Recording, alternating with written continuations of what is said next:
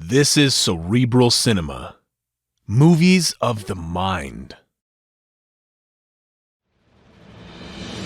Cerebral Cinema and the WON Radio Network present to you Superwoman.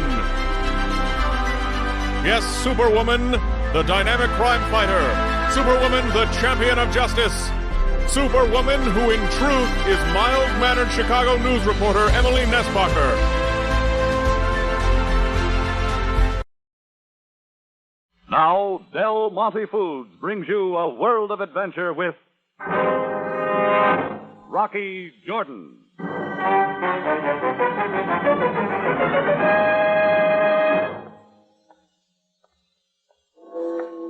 The desert air had closed in over Cairo like a tent, yellow with sand dust and heavy with heat that stayed on into the night. After closing up the tambourine, I'd stayed outside, walking downhill for a possible cool breeze off the Nile. I'd gone only a block and a half when the sound opened up. The shots came from the Sharia Namus ahead, echoing through the deserted streets. In a few seconds, I'd rounded the corner in time to see a man far ahead disappear into the darkness, and cringing there against a wall, the figure of a woman. Are you all right, lady? Go away, please. Who shot at you? Who was it? I don't know. Why then? What was he up to? I tell you, I don't know. Oh, help me. Her knees suddenly gave way, and I caught her in my arms just before she fell. And for the first time, I saw her face. The face of one of the most beautiful women I'd ever seen.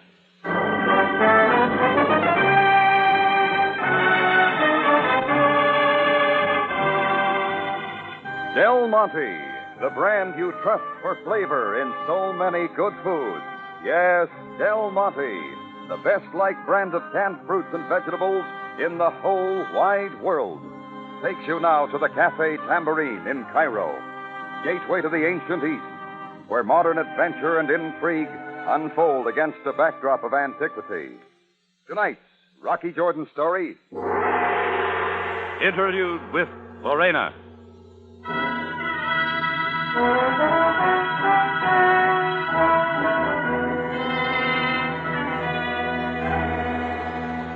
I'd followed the sound of shots that hot night down to the Sharia Namus, where I saw the figure of a man running far down the dark street and found a woman terror-stricken and sobbing. Before I could get any sense from her, she'd fainted dead away. I carried her the short distance to my Café Tambourine and put her on the cot in the office. She was every bit as beautiful as I'd first thought. Not all slender, with brown hair drawn back from her white forehead above her soft oval face. Her purse held the usual stuff, lipstick, a small vial of perfume, an identification card that gave her name, Laurena Maxwell, Mrs. Hotel Blue Nile. Her eyes finally fluttered and opened. Everything's all right now. Here, drink this. It'll help. Thank you. Now, just lie there for a while, Laurena. You know my name? I found it in your purse. A bad habit of mine. My name's Rocky Jordan. I brought you here to my cafe. You're very kind, Rocky. Laurena, you said you had no idea who shot at you or why.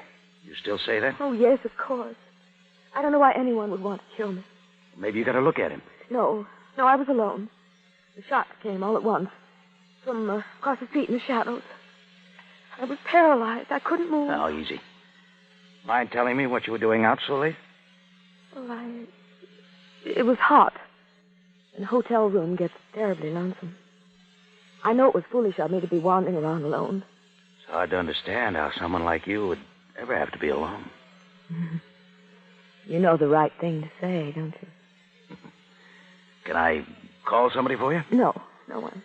Well, then I'll drive you to your hotel if you let me. Oh, yes, I'd like that. Oh, Rocky! Mr. Jordan, open this door. Open it at once. Don't worry. It's only Sergeant Greco. The police? You're sure? There's no mistaking Greco's voice. Wait here, Lorena. I'll let him in. All right. Oh, Mr. Jordan, you prefer to take your time. Yeah, for once, I'm glad you're here, Greco. This is the one, Sergeant Bay. It is he I saw who carried the lifeless woman into this cafe. Hey, look, you got it all wrong. Oh, Mr. Jordan, I have suspected you of many things, but never before. I saw it. I, Gita, who lives with his sister and the Sharia Haram, will testify in the courtroom where all can hear, for the usual fee. In a clear, ringing voice, I will tell all that I saw... Cut it, Gita. Nobody's dead. Enough. And where is the woman of whom Gita speaks? She's resting in my office. Come on, she'll tell you everything. We shall see. After you, Mr. Jordan. There we are. Greco. Well, where is the woman? She's gone. Out the back way. That door wasn't open before. Remain where you are. And now, the truth. She was here, Greco. Somebody threw bullets at her. She fainted, and I carried her here. Why she got out, I don't know. And of course, you will also say that you do not know her name or why she was shot at. Will I? Very well. Rest assured that I shall make a full report of this affair to the Captain Sabire. In the meantime, you will do well to find this unfortunate woman, and quickly. Good night, Mr. Jordan. I seldom take Greco's advice, but this time I did. Laurena had tossed me a neat curve by skipping out just as the police showed up. I wanted some more talk with her. So I hopped in my car, drove over to the Blue Nile Hotel. The sleepy night clerk gave me a room number, but said she was out. As I turned away from the desk, somebody else turned away, too, like he'd been doing a lot of listening. A pale but husky guy in a wrinkled white suit who moved too casually off to the dim side of the lobby. I took the steps to the second floor and stayed at the landing. 5 minutes later, Lorena Maxwell got off the elevator. I waited just long enough for her to unlock the door. Well, Rocky. I was going to drive you home, Lorena. Don't you remember? Yes, I remember. Please come in. Rocky, I'm terribly sorry I ran out. I was still so frightened and I wasn't sure. Sergeant Greco's real upset, too, about you not being there. You told the police who I am? No, but I'm wondering if I shouldn't have. You tell me, Lorena. Rocky, I think I can trust you. You helped me once. I've got to trust somebody. I lied to you. There's more to tell, then. Oh, I can't be certain who shot at me or exactly why. But sit down and I'll try to explain. Sure. My husband, Paul, was a seafaring man by profession. He was? Yes. 5 weeks ago at Port Said, he signed on as first mate on a freighter. The Yellow Star. Perhaps you remember about the Yellow Star. It carried munitions. Yeah, I think I read something about it. A few miles south of Suez, the Yellow Star blew up. No one on board lived. Not a trace of anyone was found. So, Paul is dead. That ties in with the shooting? Now, wait. Paul did one thing for me before he sailed. He took out life insurance for $40,000 with the Greater Delta Insurance Company. Oh, it's a Cairo outfit. The money was paid to me 2 days ago. And then yesterday, Yeah, go on. I got a phone call. A man whose voice was disguised somehow said he was Paul, my husband. That he'd survived the disaster and wasn't dead. Did he sound like Paul? It was almost a whisper. I couldn't tell. He said this was his way out. He was through with me. All he wanted was half the insurance money, $20,000. And then he would disappear. Was Paul really that kind of a husband? Oh, no, it's impossible. We had our differences, but how could anybody be as cruel as that? It could be somebody else. Somebody trying to pick up some easy money. I'm sure it is. And yet how can I be sure? Paul, or whoever it was, threatened that if I went to the police, he'd tell them I had collected the insurance, knowing he was alive. So tonight was your rendezvous with him, near my tambourine. Oh, Rocky, I had to know if it was Paul. If he was really alive, and if he would do such a thing. If it's just the money he wanted, why would he try to kill you? I don't know. Rocky, what can I do? I'm afraid you'll have to decide. It's a good guess you'll hear from him again. Oh? Better answer it, Lorena. Lorena, are you all right? Did you see him? Oh, Eddie. I'm all right. Oh, I didn't know you had company. Eddie, this is Rocky Jordan. Eddie Largo. Hello, Largo. Hi. Eddie, I told Rocky about everything, about Paul's coming back. He's trying to help. You're passing a lot of information around. Yeah, to more than one. Well, you see, Eddie knew Paul. I went to him when I first got Paul's message. He knew I was going to meet Paul tonight. Largo, would Paul do such a thing to his wife if he were alive? You bet he would. I've been onto that guy for a long time. Eddie! Now, don't cover up for him, Lorena. Paul was no good, and you know it. I told you to pay him off and get it over with. Did you take the money? No. I didn't want to till I was sure. Well, it looks like my advice isn't worth much. Suit yourself, Lorena. Sorry I busted in, Jordan.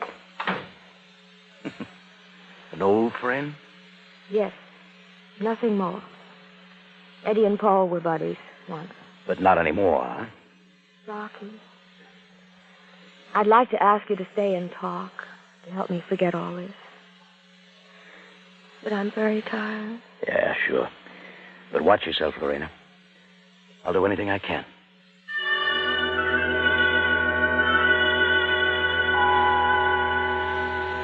I left her wondering about it all. If Paul could have escaped the blast and how Eddie Largo fitted in. When I reached the lobby, the husky guy in the wrinkled white suit was still there, moving quickly behind a palm, so I took a detour. Happen to have a match? You think of trying the desk? I like to let sleeping clerks lie. It's my only pack. Thanks. Are they all out of rooms here? Not if I wanted one. Anything else? No, that covers it. Except that bulge in your inside pocket's pulling the coat out of shape. See you around. Hey. I said that was my only pack. Oh, sorry. Here, take a handful of mine, too. Compliments of the Cafe Tambourine. He didn't see the joke and watched without moving as I went out. I got in my car, sorry I hadn't asked Laurena for Eddie Largo's address, and drove back to the Tambourine. When I went to unlock the alley door, I found a wad of paper shoved tightly in the keyhole. I opened it, lit a match, and made out a note badly scrawled. Effendi Jordan. I saw more than I told the police. I saw who fired the shots. For a small fee, I will tell you and the police everything. Signed, Gita, the native baker who'd come with Greco. I turned to look around for Gita, and that's what saved me. As a footstep came from behind, a knife blade nicked my ear and hit wood. But the hand held to the knife as I drove back, holding his arm and driving him across the alley to the wall. I grabbed in the darkness for his throat. His wiry frame twisted away, and the knife hilt slapped across my face. I was down, rolling away, but he'd had enough and was off running. I pulled myself up to follow, but he was gone, lost in the black, winding streets to the north.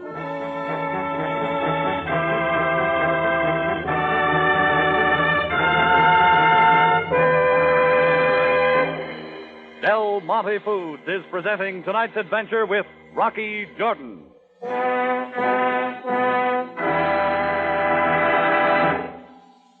Here now is Larry Thorne. With all the fresh corn in the market, maybe you wonder why I'm going to talk to you right now about Del Monte vacuum-packed golden whole kernel corn. Well, here's why. First, this corn comes from Del Monte's own specially selected strain. A sweeter, more tender corn than you could grow yourself.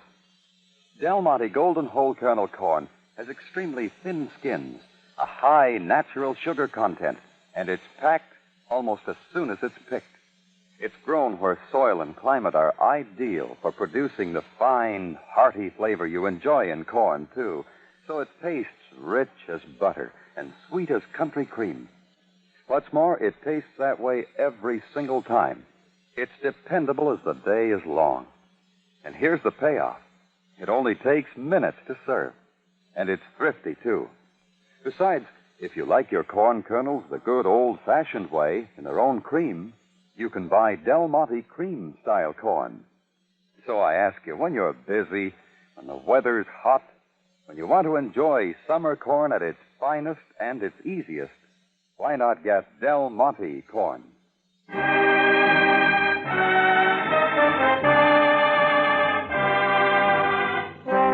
Now we take you back to Cairo and tonight's Rocky Jordan story, Interlude with Laurena.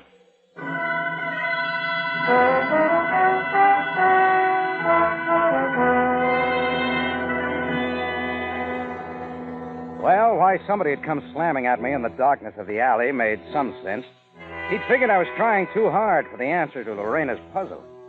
Who he was, I hadn't been able to see. But the beggar boy, Gita, had left word that he'd seen who fired the shots at Laurena, and that's all the answer I wanted. I found his hovel in the Sharia Haran and roused his sister, but he hadn't been in all night. I scouted the beggar hangouts around the bazaars with no more luck. Finally, I knew it was time to put the police on his trail while there was time. It was almost 9 o'clock when I entered headquarters, and Sam Sabaya took me to the morgue below. You know who this is, Jordan? Yes, Sam. It's Gita, the beggar. The knife did it? In his back. There are no other signs of violence. Shall we go back upstairs? Yeah, pleasure. Where was he found, Sam? In the neighborhood of your tambourine. Now, Jordan, Sergeant Greco was led to your cafe last night by the unfortunate Gita. Apparently the only witness to see you carry an unconscious woman into your cafe. When Greco entered the tambourine, the woman was gone. Well, for once, Greco get it right. Jordan, do you not realize the position in which you find yourself by this murder? You're not saying I did it, Sam.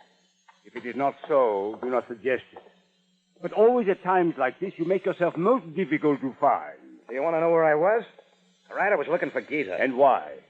Well, we finally get around to what I've been trying to tell you. Gita left this note stuck to my tambourine door. Here, read it. So, Gita saw much more than he told to Greco. Including who fired the shots at the girl. Find out who that was, and you'll have the one that killed Gita. Indeed. Greco's report puzzles me, Jordan. Your statement to him that you did not get the woman's name. She'd fainted.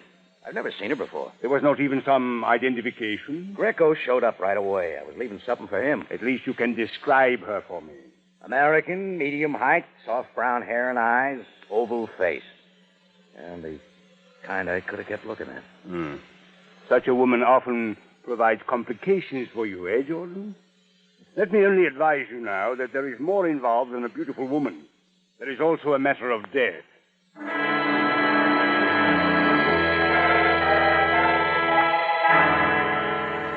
I didn't tell Sam any more. I couldn't. Not till I'd found out the truth about Paul, Lorena's husband, and whether or not he was alive. So I figured I'd better check with the Greater Delta Insurance Company. A guy named Hardwick carried the ball. Yes, Mr. Jordan, I have full knowledge of the Paul Maxwell policy. Number BX9421. Full coverage. Naturally, I can't discuss... Oh, I'm a friend of the family back in the States. Of course. Sad affair. Yellow Star literally disappeared into the sea. But fortunately, Mrs. Maxwell was well protected. She got quite a tidy sum? The full 40... confidential, I'm afraid. Oh, naturally. You're sure Paul Maxwell's dead? Oh, my good man, we would hardly pay such an amount until we were sure. Exhaustive investigation. The debris, the records, in cooperation with the Egyptian government. No one on board could possibly have lived. He was on board? Oh, certainly. He signed on at Port Said. I say, what are you driving at? Oh, skip it. One thing more. Who took out the policy? Why, Paul Maxwell, of course, shortly before he sailed. A wise precaution. Oh, all right, thanks. I say, Mr. Jordan, are your wife and children fully protected? Oh, yeah. They haven't a thing to worry about. So Lorena's story checked. Then the pressure on Laurena must have been from somebody else. But how could anyone be sure? I found myself back at the Blue Nile Hotel, hoping Laurena was in. Going through the lobby, I made a quick note that the guy in the wrinkled white suit had dropped his vigil. I decided to forget him. At Lorena's door, I got a quick answer. Oh, Rocky, come in. I tried to call you. Well, what about Laurena? This note from Paul. It just came. Let me see. It's typewritten. Somebody smart. At Sharia Segan and Kafir. 10 tonight. Have the money with you. And something else was in the envelope. This. Paul Seaman's card. Something to convince you this time. Who else could have had this card but Paul?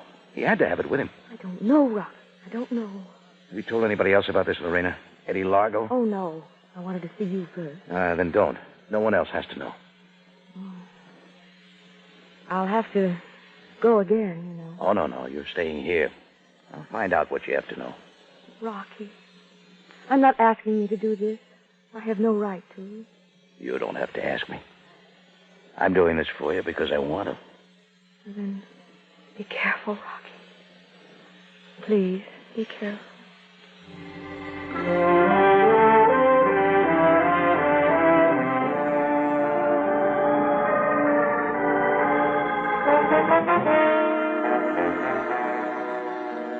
A little before 10 that night, I went to the place Laurena had been told to go. It turned out to be an old warehouse district above the river, dark and deserted. I found a doorway and stood waiting. A boat whistle sounded from the Nile. A dry cleaner sign flapped in the breeze a block away, and that was all. Right at 10, I lit a cigarette, cupping the tip with my hand, till I heard guarded footsteps approaching. I flipped the cigarette out into the street. Lorena? Who's there? Lorena? I'll do as good. She didn't come then. Are you Paul Maxwell? That's would disappoint you, wouldn't it? Laurena wouldn't like that either. She'll pay just so she's sure it's you. If you're Paul, prove it. All right, if that's all you want. His dim shadow moved out, and suddenly a flashlight stung the night right on me. It went off a split second after the flash of the blade.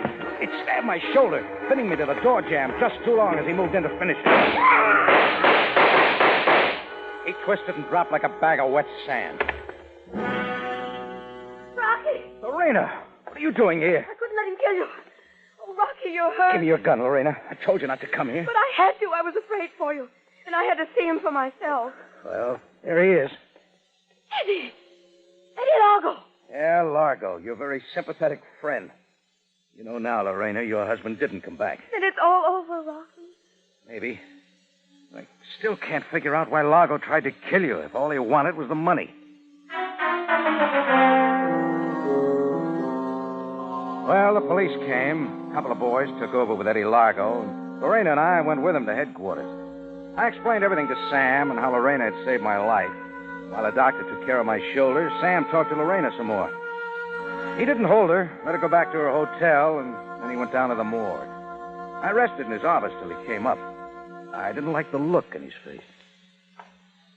Jordan, I have interesting news for you. Yes, Sam? Laurena Maxwell did not kill Eddie Largo. I gave you her gun. It had been fired. She told you she killed him. Obviously, she tried to. However, her gun is a .32. The slug just taken from Eddie Largo's body is a .45. Somebody else was there. Only he didn't stay to finish it. Sam, let's get out of here. No, Jordan, you are in no condition to go anywhere. Now, explain this. On the way, Sam. There's no time. If he killed Largo, he wants Laurena, too, and he'll move fast. Now, come on.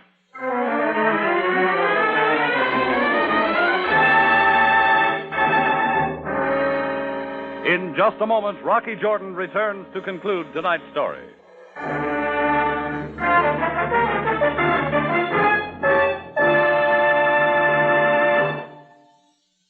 Summer means bigger and better thirsts, and I hope you know the answer to every one of them. It's cool, golden Del Monte pineapple juice, the thirst quencher with the extra appeal of rich, tart-sweet tropic flavor. Yes, and what a relief it is to find one drink the whole family enjoys so much. And is so good for them, too. Good for them is right. Del Monte pineapple juice gets its sweetness from natural fruit sugars, you know. It restores your energy while it refreshes you. And it's a good source of vitamin C besides. You'll go for its sparkling, sunny flavor at breakfast, between meals, at bedtime. Because, you see, this is the juice of Del Monte's own exclusive strains of pineapple, packed at their tropic best, just when natural tartness and sweetness are in perfect balance. The fact is, that same wonderful flavor is your pleasure in all styles of Del Monte pineapple. Sliced, crushed, chunks, tidbits, or juice. Well, I'd advise anyone with children to keep plenty of Del Monte pineapple juice on hand. They really love it. Delicious, healthful Del Monte pineapple juice is an ideal drink for the children, for everybody. Ask your grocer for several cans tomorrow. Back now to Rocky Jordan for the conclusion of tonight's story.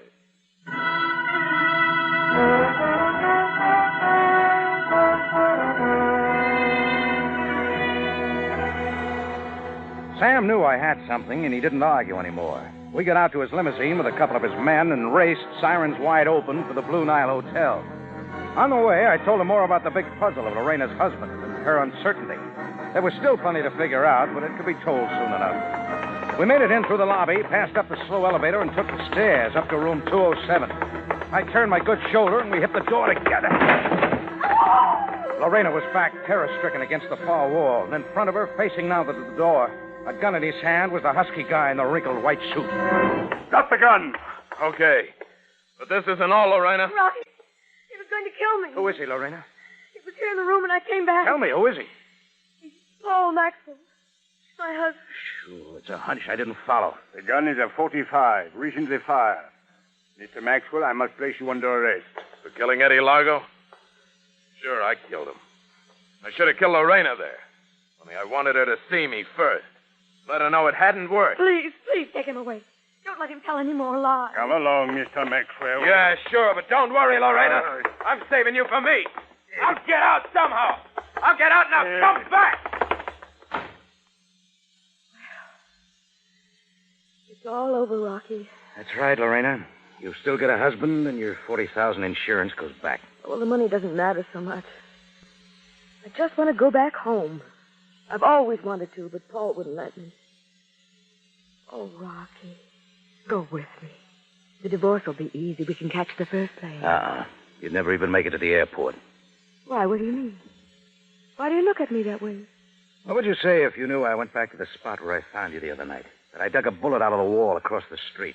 A .32. Fired not at you, but by you. Did you?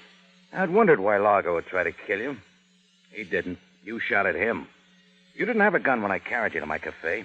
That means you tossed it away when you saw me running up to you and then went back later and found it again. Well, Rocky, I had to defend myself. I should have told you, but... You're a bad shot, Laurena. Just like with Largo tonight. You should have stuck to the knife. The one you used on Gita, the beggar. I don't know what you're talking about. How can you accuse me? Why should Gita had seen you fire those shots. You suspected that when you overheard him with Greco at the tambourine. So you looked Gita up. You had a big reason for keeping him quiet. What was it, Laurena? Please, I told you everything I knew. Did you? Eddie Largo sent the messages to you, sure. I don't think Eddie knew any more about Paul's being alive than you did. But where would he get Paul Seaman's card, except off Paul's body? I don't know. How could I know? Try this on for size, then.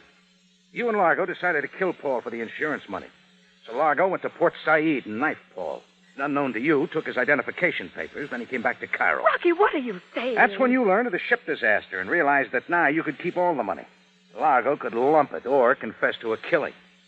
So Largo figured out a way to get his cut by making you believe your husband wasn't dead and had come back. Oh, no, Rocky. No, it's not true. Trouble was, your husband didn't die at Port Said. He knew it was Eddie Largo who tried to kill him. So Paul laid low till he'd recovered enough and then came back to Cairo secretly to get revenge on both you and Largo. Rocky, listen. Listen, it doesn't matter now. You and I, we can get away. I know we can. Sure we can. Sure. But first you'll face your husband and check my story with his, right or wrong, in front of Sam Sabaya.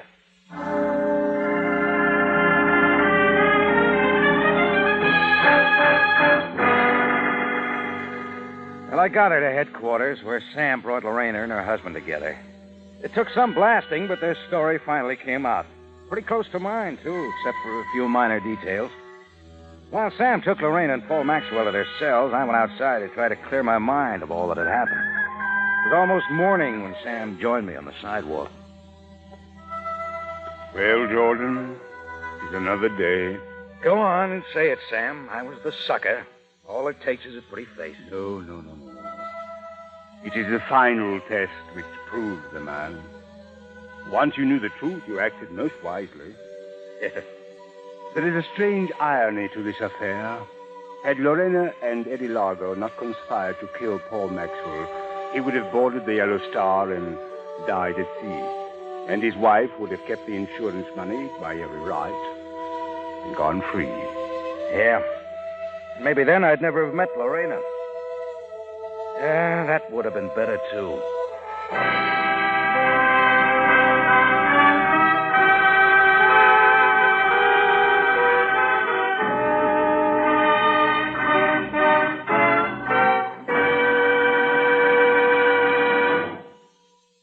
For superb flavor, for dependable quality always, enjoy Del Monte, fruits and vegetables.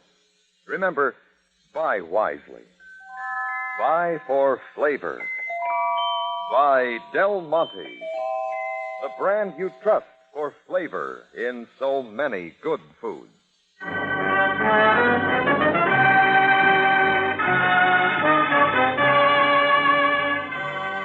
Rocky Jordan, written by Gomer Cool and Johnny Dunkel, stars Jack Moyles in the title role with Jay Novello as Sam Sabaya, and is produced and directed by Cliff Howell, with original music composed and conducted by Richard Arant. Remember, you have a date next week at the Cafe Tambourine, run by Rocky Jordan. Same time, same station. And the story is The Lotus Cup of Amun-Ra.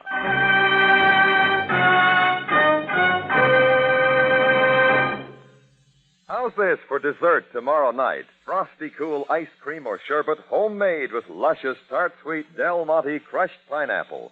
Or you could dress up a plain cake or pudding with this refreshing tropic flavor. Remember to get Del Monte crushed pineapple.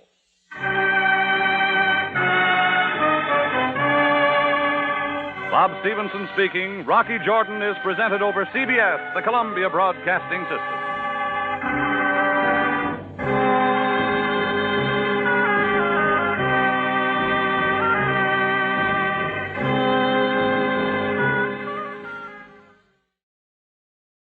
Cerebral Cinema hopes you have enjoyed this movie of the mind.